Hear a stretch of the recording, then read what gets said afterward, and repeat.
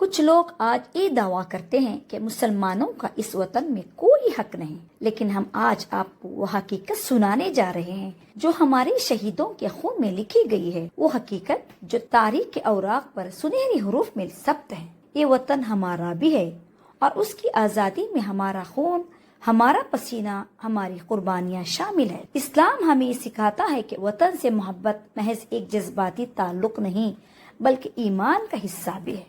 ہمارے پیارے نبی صلی اللہ علیہ وسلم جب مکہ سے ہجرت فرما رہے تھے تو رخت بری انداز میں فرمایا، اے مکہ، تو مجھے سب سے زیادہ محبوب ہے، اگر تیری قوم مجھے نہ نکالتی تو میں کبھی نہیں جاتا۔ یہ جملہ ہمیں یہ بتاتا ہے کہ وطن کی محبت دل کی گہرائیوں میں ہوتی ہے اور ایمان کے ساتھ جڑی ہوتی ہے۔ ہمارے آباء و اجداد نے بھی اسی محبت کا ثبوت دیا۔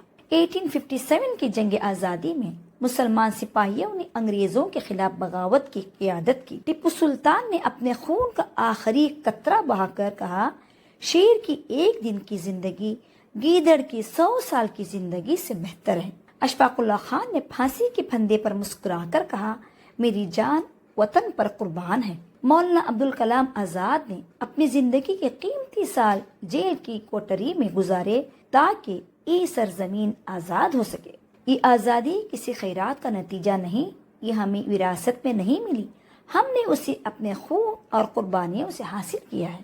اس لیے جو لوگ کہتے ہیں کہ مسلمانوں کا یہاں کوئی حق نہیں، وہ ذرا تاریخ کے آئینے میں اپنی آنکھیں ڈالیں۔ ہمارا حق اس زمین پر کسی کے احسان سے نہیں بلکہ ہمارے شہیدوں کی قربانی سے بنا ہے۔ آج اس وطن بھارت چھوڑو کا نعرہ یوسف مہر علی نے دیا، جے ہند کا نعرہ عابد حسن زعفرانی نے دیا، علامہ اقبال نے ترانے ہند سارے جہاں سے اچھا لکھا، انقلاب زندہ باد کا نعرہ حسرت موہانی نے دیا، سوریا طیب جی نے ہمارے ترنگے کو آج کا روپ دیا، مادر وطن بھارت کی جے کا نعرہ 1857 میں عظیم اللہ خان نے دیا۔ سرفروشی کی تمنا جیسے جوشیلے الفاظ بسم العظیم آبادی نے لکھے، یہ ہیں وہ کارنامے جو مٹائے نہیں مٹ سکتے اور یہ وطن ہمیشہ ان قربانیوں کا قرضدار رہے گا۔ ہم پر بھی حق ہے کہ ہم اس کے وفادار ہیں، اس کی حفاظت کریں، اس میں امن قائم کریں۔ وطن سے محبت صرف نعروں سے نہیں